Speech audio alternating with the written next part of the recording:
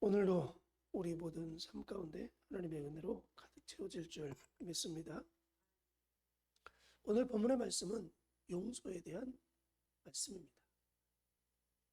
용서에 대해서 말씀하시면서 결론적으로 하신 말씀이 35절입니다. 너희가 각각 마음으로부터 형제를 용서하지 아니하면 나의 하늘 아버지께서도 너희를 이같이 하시리라. 너희가 용서하지 않으면 하나님도 우리를 용서하지 않겠다. 그렇게 말씀을 하십니다. 오늘 베드로가 예수님께 묻습니다. 예수님, 형제가 내게 죄를 범하면, 잘못을 하면 몇 번 용서해 주는 게 맞습니까? 7번 용서해 주면 될까요? 베드로는 크게 생각해서 7번이라고 용서했습니다. 우리나라 말에는 3세번이라는 게 있습니다. 야, 그래도 3번은 용서해줘야지. 그거에 비하면 베드로는 몇 번이요? 7번입니다. 왜 베드로가 7이라는 숫자를 썼을까요? 유대인의 개념 속에는 7은 완전수입니다. 그 7번 용서해주면 될 거야. 왜? 완전수기 때문에. 베드로는 자랑스럽게 이야기했어요. 예수님, 7번이면 되겠습니까? 그리고 예수님이 칭찬해 줄 줄 알았어요. 그래, 7번 용서해 주면 돼. 이럴 줄 알았는데 예수님께서 아니라는 거예요.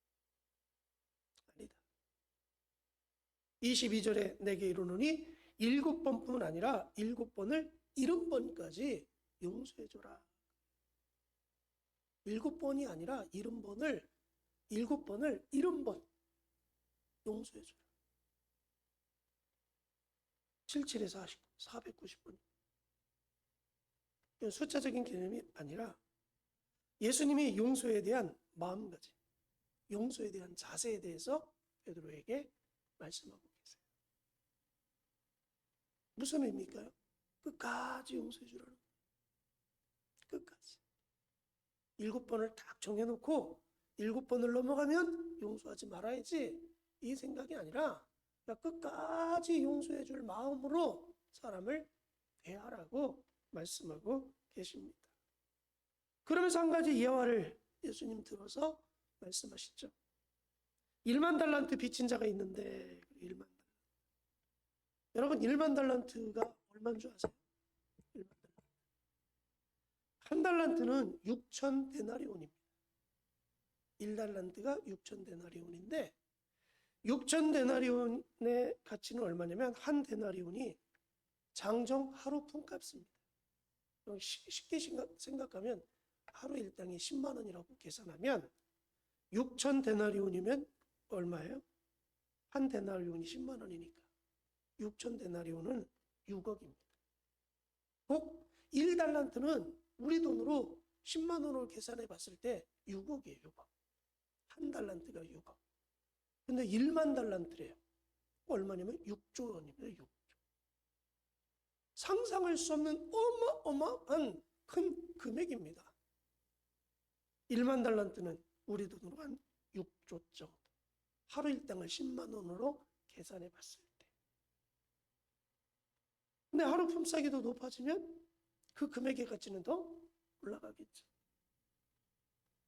1만 달란트라는 돈은 상상할 수 없는 어마어마한 금액입니다.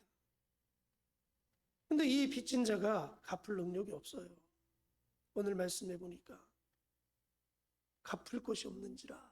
주인이 보니까 갚을 게 없어요. 그러니까 주인이, 야, 너와 네 아내와 네 자식들을 팔아서라도 이 돈을 갚아라. 그러니까 이 종이, 제가 어떻게든지 갚을 테니까 좀 용서해 주십시오. 갚을 테니까 좀 기다려 주십시오라고 간절히 주인에게 요청을 했어요. 참아주소서, 그렇게 하지 말아 주옵소서, 어떻게 하든지 한번 갚아보겠습니다. 근데 주인이 볼 때 갚을 능력이 없어요. 그렇게 어떻게 해서 이 돈을 갚겠어요? 그러니까 27절에 보니까 그 종의 주인이 불쌍히 여겨. 어떻게 여겼다고요? 불쌍히 여겼다는 거예요. 그러니까 놓아 보내며 그 빚을 탕감해 줬다. 왜요? 이 사람이 갚을 능력이 없어요. 아무리 쪼아도 그 갚을 능력이 없는 거예요. 이게 너무너무 불쌍한 거예요. 그러니까 주인이 야, 그럼 내가 6조 원을 탕감해 줄게. 여러분, 탕감이라는 건 뭐냐? 채무를 완전히 변제해 준다. 헬라의 원어의 개념으로 보면 죄를 사해 준다. 이런 의미를 갖고 있습니다. 1만 달란트는 상상할 수 없는 액수. 이것을 무엇으로 의미하냐면 저와 여러분의 죄의 모습이라는 거예요. 우리가 청산할 수 없는 거대한 죄를 우리는 짊어지고 삶을 살아갑니다. 그래서 그 죄값 따라 심판받고 우리가 지옥구덩이에 떨어지게 되는 거예요. 근데 우린 갚을 능력이 없어요. 아무리 선하게 살아도, 아무리 노력을 많이 해도, 아무리 힘쓰고 했어도 내 죄를 내가 해결할 수는 없습니다. 그 모습을 보고 하나님이 불쌍히 여긴 거예요. 불쌍히 여겼어요. 어떻게 하면 저들의 죄를 용서할 수 있을까? 사해 줄까? 그래서 저들이 지옥구덩이에 떨어지는 것을 건져내서 천국 백성 만들어 줄까? 우리는 빚을 갚을 능력이 없어요. 죄의 빚을 갚을 능력이나 자격이나 아무것도 없습니다. 그러니까 하나님께서 이 땅에 예수님을 보내셨고 그 예수님이 우리의 죄를 대신 십자가에 못 박혀 죽음으로 갚아주셨어요. 그러므로 누구든지 그 예수 그리스도를 믿으면 죄의 빚을 어떻게 해요? 탕감시켜줬어요. 다 갚아주셨다는 거예요. 그래서 더 이상 그 죄에 대해서 묻지 않으신다고 분명히 말씀하셨어요. 우리는 은혜를 얻은 사람이죠. 왜? 내가 갚을 능력이 없는데 주인이 불쌍히 여겨서 예수님을 내 대신 십자가에 못 박혀 죽게 하심으로 내 죄를 탕감시켜 주셨어요. 갚을 능력이 없는 내 죄를 탕감시켜 줬어요. 은혜를 받은 사람들. 그럼 은혜를 받은 나는 어떠한 삶을 살아가야 됩니까? 하나님 앞에 감사하며 삶을 살아야죠. 갚을 능력이 없는데 빚을 다 갚아주셨으니까 감사해야죠. 하나님 감사합니다. 하나님 감사합니다. 그래서 우리의 삶 가운데 범사에 감사함이 있어야 된다는 거예요. 왜? 빚을 탕감받은 자이기 때문에 주인 앞에 감사할 수 있는 거죠. 그리고 두 번째는 나도 주인의 마음을 가지고 이 땅의 삶을 살아야 되는 거죠. 내가 빚을 탕감받았으니 용서받았으니 나도 누군가를 용서하는 자의 삶을 살아가는 것은 마땅한 것이고 당연한 겁니다. 오늘 예수님이 말씀하세요. 은혜를 얻었으면 너희가 그렇게 살아가는 게 마땅하다는 것이죠. 마땅하다. 저와 여러분이 용서받았기에 우리도 누군가를 반드시 용서하는 자의 삶을 살아가야 됩니다. 내가 용서만 받았어요. 갚을 능력이 없는데 하나님이 대신 갚아주셨어요. 대신 용서해 주셨어요. 그럼 나도 누군가를 용서하는 자의 삶을 살아가는 것은 당연한 거예요. 그런데 오늘 말씀해 보니까 그 1만 달란트 빚진 자가 탕감을 받고 어떤 짓을 범하냐면 8절 말씀에 그 종이 나가서 자기에게 100데나리온 빚진 동료를 자기에게 100데나리온 빚진 동료가 있었어요. 자기는 1만 달란트 빚진 자였는데 동료는 100데나리온. 100데나리온은 얼마입니까? 아까 한 데나리온이 하루 일당 10만 원으로 계산했을 때 100데나리온이라면 1000만 원입니다. 6조의 빚을 탕감받은 자가 자기에게 1000만 원 빚진 자 동료를 향해서 용서해 줘야 되는데 용서하지 않고 어떻게 했어요? 멱살을 졌어요. 그리고 돈 갚으라고 막 위협을 합니다. 그러니까 이 100데나리온 빚진 동료가 이야기합니다. 간구해요. 엎드려서 무릎을 꿇고 나에게 좀 참아달라. 내가 갚겠다. 자기가 한 것처럼 똑같이 이 동료도 하고 있어요. 참아줘라. 내가 어떻게든지 한번 갚아보겠다. 그러면은 1만 달란트 탕감받은 자는 그 모습을 보고 어떻게 해야 돼요? 불쌍히 여겨야죠. 왜? 조금까지만 해도 자기가 그 입장이었잖아요. 그러면 자기도 예수님처럼 하나님처럼 불쌍히 여겨야죠. 아, 갚을 능력이 없구나. 나도 탕감받았으니 그럼 나도 이 사람을 탕감시켜줘야지. 나 용서받았으니까 용서해줘야지. 이 마음이 당연한 거 아니겠어요? 근데 어떻게 해요? 옥에 가둬버려요. 빛을 갚아. 곧 용서해주지 않았습니다. 그리고 협박하고 억압하고 어떻게 하든지 그것을 받아내기 위해서 수단과 방법을 가리지 않습니다. 근데 여러분, 우리가 이 이야기를 들으면 아, 어떻게 사람이 그럴 수 있어? 라고 이야기해요. 근데 이 모습이 우리들의 모습입니다. 남 이야기가 아니에요. 어떻게 사람이 저럴 수 있어? 저럴 수 없죠. 근데 그 저럴 수 없는 일을 우리가 범하고 살아간다. 우리는 죄의 빛을 용서받을 수 없는 사람들이었어요. 근데 용서함 받았잖아요, 예수님 때문에. 예수님이 내 대신 십자가의 죽으심으로 용서함을 받았어요. 그럼 나도 내 옆에 있는 형제가, 내 자매가, 내 남편이, 내 아내가, 내 친구가, 내 주위 있는 사람들이 나에게 잘못하면 용서해줘야죠. 불쌍히 여기는 마음으로 아, 저 사람의 수준은 저것밖에 안 되나? 왜 너는 그것밖에 못해? 이게 아니라 저 사람의 능력은, 저 사람의 생각은 그런 불쌍히 여기는 마음으로 용서를 해줘야 돼요. 근데 우리는 늘 어떤 개념으로 다가서요? 베드로와 같은 개념으로 다가서요. 요 정도 해주면 되겠지. 아닙니다. 하나님이 우리를 그렇게 대하셨다면 이 땅에 저와 여러분들은 절대 천국 갈 삶을 선택받지 못했어요. 7번 정도 용서해주면 되지. 근데 우리는 7번, 8번, 9번, 10번 넘어서잖아요. 그러니까 예수님께서 용서의 마음 자세는 끝까지 용서해 주겠다는, 끝까지. 그럼 저와 여러분도 어떻게 해야 돼요? 남을 끝까지 용서해 줘야 돼요.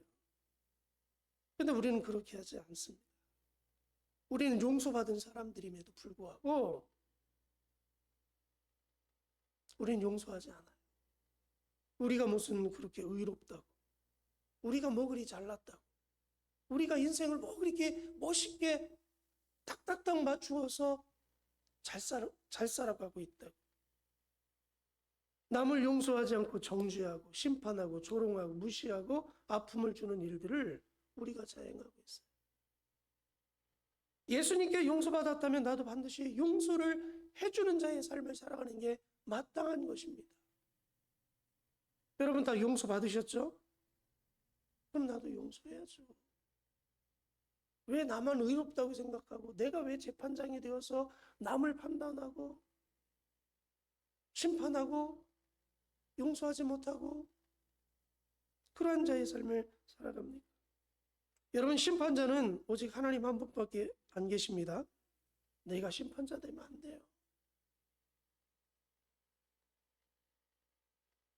나만 용서받고 나는 용서 안 해준다고요? 그러한 사람들을 오늘 본문에서 그렇게 말합니다. 32절에 이에 주인이 그를 불러다가 말하되 악한 종아. 어떻다고요? 악하다는 거예요. 너는 용서함을 받고 너는 왜 남을 용서하지 못하냐? 넌 악하다. 여러분, 우리 악한 자가 되면 안 됩니다. 악한 자가 되면 우리는 하나님의 마음을 갖고 살아. 불쌍히. 어떻게 하면 이 사람이 더 잘 될 수 있게 할까? 용서해 주시고 품어주고 용기를 주고 끌어주고 33절에 내가 너를 불쌍히 여긴 것 같이 너도 동료를 불쌍히 여기는 것이 마땅하지 아니하냐? 내가 너 불쌍히 여기서 용서해 줬잖아. 그러면 너도 그 입장에 대해서 불쌍히 여기고 용서해 주는 건 마땅한 거다 그랬어요. 이건 선택이 아닙니다. 당연히 그렇게 살아야 된다는 거예요. 우리 그리스도인들은 용서해 주는 삶을 그냥 당연히 살아야 되는 거예요. 내가 손해 본다고요? 어떻습니까? 손해 보면 용서해 줘야죠. 하나님 우리에게 어마어마한 손해를 보셨잖아요. 독생자 외아들 십자가에 죽기까지 손해를 보신 분이 하나님이세요. 근데 우리는 죽기까지 안 하잖아요. 용서해 주는 게 마땅하다. 그러면서 35절에 무서운 말씀을 하시잖아요. 너희가 각각 마음으로부터 형제를 용서하지 않으면, 마땅히 해야 될 용서를 행하지 않으면 나도 하늘 아버지께서도 너희에게 이와 같이 하시리라. 용서하지 않는다. 우리 예수 믿고 다 용서받았다고요? 아닙니다. 우리가 행하는 모습은 반드시 하나님이 심판하신다고 말씀하셨어요. 오늘 이 시대에 많은 사람들이 용서의 개념을 잘못 알고 있어요. 그러니까 예수 믿는 사람들이 세상 속에서 욕먹는 이유가 뭐냐면, 세상에서 잘못해놓고 나 하나님 앞에 용서받았으니까 난 괜찮아. 아닙니다. 용서의 대가는 반드시 사람의 관계 속에서 하나님 앞에서 용서하지 않는 일에 대해서는 반드시 하나님이 갚으신다고 말씀하셨어요. 거기에 대해서는 반드시 심판하신다 그랬어요. 네가 용서하지 않았어? 그럼 나도 용서할 수 없어. 하나님 우리를 이렇게 대하신다는 거죠. 사랑하는 여러분, 다시 한번 내가 하나님 앞에 큰 용서함을 받은 은혜의 사람이라는 것을 잊지 마시고, 나도 그 은혜 따라서 남을 불쌍히 여기고 애처롭게 여기고 용서하는 자의 삶을 살아감으로 말미암아 우리의 주위의 삶 속에 하나님의 은혜로 가득가득 채워지고 이 땅에 하나님의 나라를 세워갈 수 있는 우리 모두가 되어지기를 주님의 이름으로 간절히 축복합니다. 오늘 말씀 후에 잡고 기도합시다. 하나님이 나를 용서해 줌에 대해서 우리 오늘 감사함으로 하나님 앞에 고백하고요. 내가 그렇게 은혜 받은 자로서 나도 형제를, 자매를, 내 이웃을 용서하는 자의 삶을 살아가게 해달라고 기도하시고 우리 몸된 교회의 부흥을 위해서 같이 한번 기도합니다. 참 좋으신 아버지 하나님 감사합니다. 오늘도 예수 그리스도 안에 내가 하나님 앞에 용서하는